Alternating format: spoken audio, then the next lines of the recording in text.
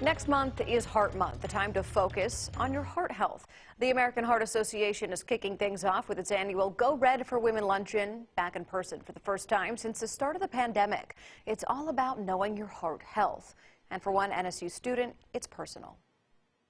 The first few months of Tanaya Harrison's life were spent in the hospital. I have aortic atresia with a ventricular septal defect, which means that aortic atresia is that an arch in my heart did not form, and then ventricular septal defect means that there is a hole in my heart that didn't belong there. Doctors predicted she'd only live for 3 years, but she's now a senior at Norfolk State University and an advocate for heart health. There's been a lot of challenges, naturally after being born with a diagnosis like that, it's pretty intense.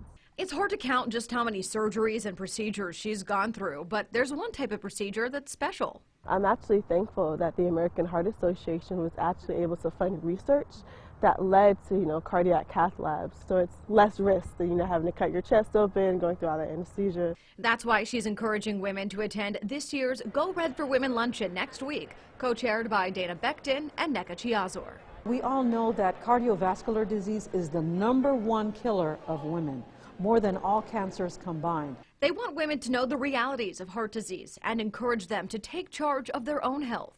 Research has shown that women tend to not get some of the same therapies and the same treatments as men, and then also underrepresented minorities tend to not get the same treatments. So while Go Red will be a fun event, it'll also provide resources and education for women. We want every woman to be the beat for each other. We want us to be able to listen to our heart, not only our physical heart, but our mental heart. Like, be the beat and recognize the cadence of your life. And in those moments, celebrate being together.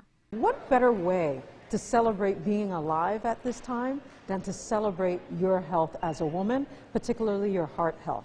Go Red also promises to inspire with stories from survivors. Survivors like Tanaya, who's now pursuing her own career in medicine, thanks in part to research funded by the AHA. Led me to want to do that so I can help others the way, they've helped me. Go Red also has a health and wellness expo and will have information about the importance of hands-only CPR.